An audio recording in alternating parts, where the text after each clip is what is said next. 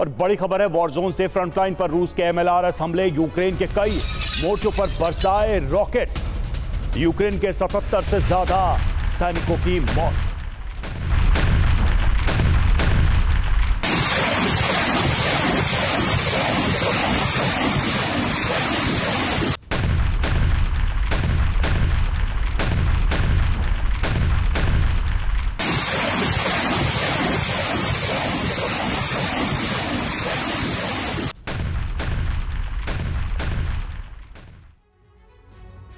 और रूस पर नेटो के हथियारों के प्रहार के बाद पुतिन अपने सबसे बड़े दुश्मन को सबक सिखाने की ठान चुके हैं। अमेरिका के करीब क्यूबा में युद्धपोत, सबमरीन और बॉम्बर्स की तैनाती करने के साथ ही यूरोप को जलाकर भस्म करने की रणनीति आगे बढ़ रही है। अमेरिकी सैन्य एक्सपर्ट्स ने दावा किया है कि यूक्रेन में जीत के बाद पुतिन बाल्टिक देशों का रुख करेंगे और युद्ध का सिलसिला कई देशों में जीत के बाद खत्म हो सकता है। अमेरिका बाल्टिक देशों की मदद न कर सके, इसलिए क्यूबा संकट पार्ट 2 की शुरुआत कर दी गई है। अब या तो अमेरिका फिर रूस के साथ बातचीत की टेबल पर आने को मजबूर होगा या फिर एक महायुद्ध का ऐलान होगा। अमेरिकी मिसाइलों से रूस में होने वाले एक एक धमाके का हिसाब लेने की तैयारी।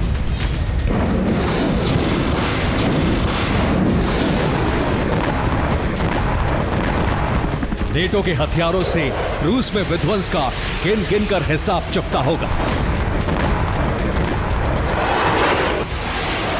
पुतिन ने एक पुराने फॉर्मूले से अमेरिका को घेरने का एक ऐसा चक्रव्यूह तैयार कर दिया है कि यूरोप जलता रहेगा और शायद अमेरिका चाहकर भी मदद नहीं कर सकेगा।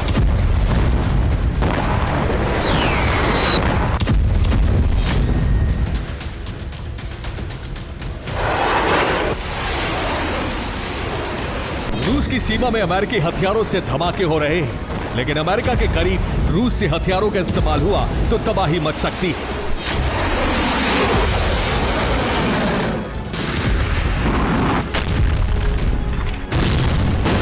रूस की बड़ी तैयारी का यह बहुत छोटा सा वीडियो आज दुनिया के सामने आया है।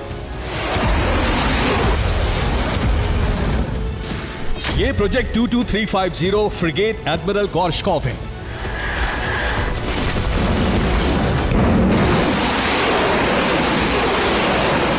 बारह से 17 जून तक युद्धाभ्यास के नाम पर यह क्यूबा के तट पर पहुंचा है।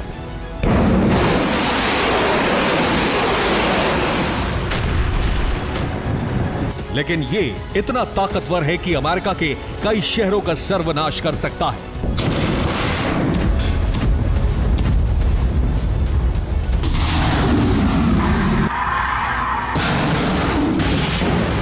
Admiral Gorshkov vertical launch system silo से लैस है। यह लंबी दूरी की कैलिबर क्रूज मिसाइल दाग सकता है।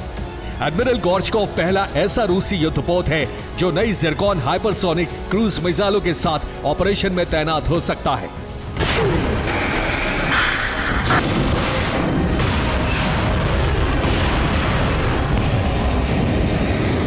रूस का एक और महाबली समंदर के भीतर गोते लगाता हुआ क्यूबा में दाखिल हुआ है, जिसका नाम कजान है।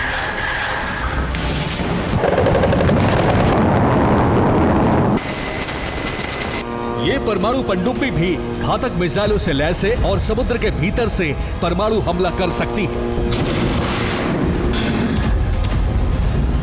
रूस ने इन दोनों की तैनाती के बारे में खुद जानकारी दी है, लेकिन कहा जा रहा है कि क्यूबा में 7 पनडुब्बियों की तैनाती कर दी गई है, जबकि कई युद्धपोत यहां अगले 2 दिन में पहुंचने वाले हैं।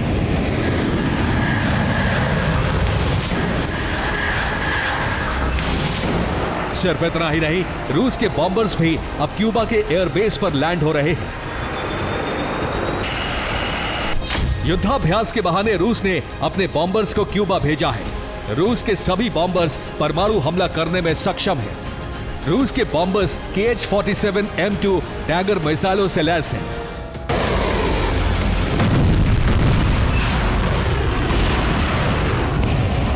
KH-47 M2 dagger hypersonic nuclear missile है।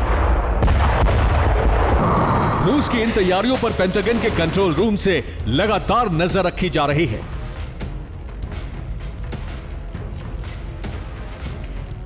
लेकिन अमेरिका के एक पूर्व जनरल और CIA के पूर्व डायरेक्टर जनरल डेविड पैट्रियस ने रूस की इन तैयारियों को लेकर बड़ी चेतावनी दी है। चेतावनी यह है कि रूस एक सोची समझी रणनीति के तहत क्यूबा में सैन्य जमावड़ा कर रहा है, क्योंकि रूस की सेना यूक्रेन को फतेह करने के बाद बाल्टिक देशों की ओर कूच करेगी। अमेरिकी सैन्य एक्सपर्ट ने पुतिन के पूरे वॉर प्लान का अंदाजा लगाते हुए अमेरिका को आगाह किया है।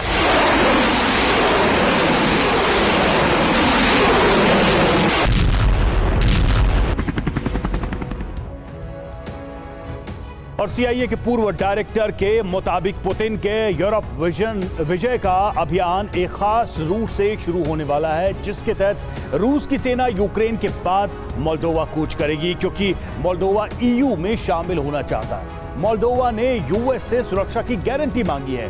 NATO सेना की मोल्दोवा में तैनाती बढ़ रही है। F-16 के लिए US मोल्दोवा के एयरबेस का इस्तेमाल कर सकता है। CIA के पूर्व डायरेक्टर के मुताबिक मोल्दोवा के बाद रूस लिथुआनिया पर हमला करेगा, इसके बाद लातविया का नंबर आएगा और फिर रूस फौज एस्टोनिया को तबाह करने के लिए आगे बढ़ेगी।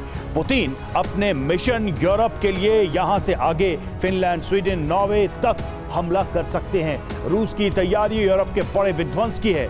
यही वजह है कि क्यूबा में रूस तैनाती बढ़ा रहा है। क्यूबा इसलिए अहम है क्योंकि ये अमेरिका फ्लोरिडा तट से सिर्फ 150 किलोमीटर की दूरी पर, यानी रूस बहुत आसानी से अमेरिका की जमीन को दहला सकता है। अमेरिका के कई बड़े शहरों को क्यूबा से टारगेट किया जा सकता है। Texas, California, Georgia, Alabama, Oklahoma, Mississippi जैसे शहर पर एटमी हमले किए जा सकते हैं और उन पर एक बड़ा विध्वंस किया जा सकता है।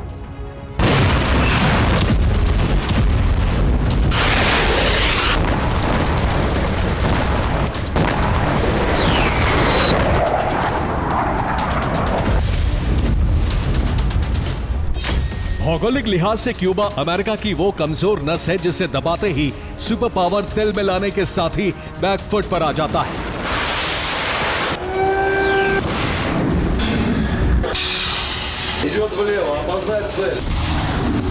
यही वजह है कि पुतिन ने अमेरिका के खिलाफ 3 चरणों में अपने प्लान की शुरुआत की है।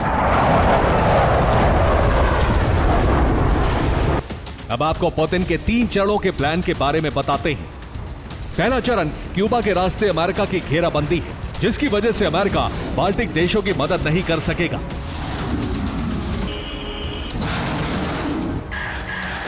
क्योंकि भविष्य में रूस अमेरिका को बार बार परमाणु हमले की धमकी देगी। प्लान के दूसरे चरण में पुतिन कूटनीति का इस्तेमाल करना चाहते हैं। चीन के विदेश मंत्री एक बार फिर रूस पहुंच गए हैं। युद्ध में रूस के दूसरे सहयोगी ईरान के कार्यकारी विदेश मंत्री भी रूस पहुंचे हैं।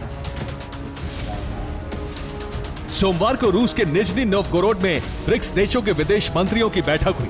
मंगलवार को एक बड़ी बैठक होगी जिसमें रूस के निमंत्रण पर आए 15 देश हिस्सा लेंगे। माना जा रहा है कि रूस इन बैठकों में अमेरिका के खिलाफ माहौल तैयार करेगा।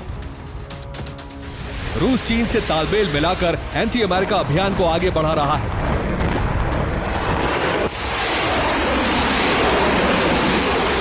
चीन ने भी अमेरिका के खिलाफ बयानबाजी की शुरुआत कर दी है। चीन अमेरिका को अशांति की वजह बताने लगा है।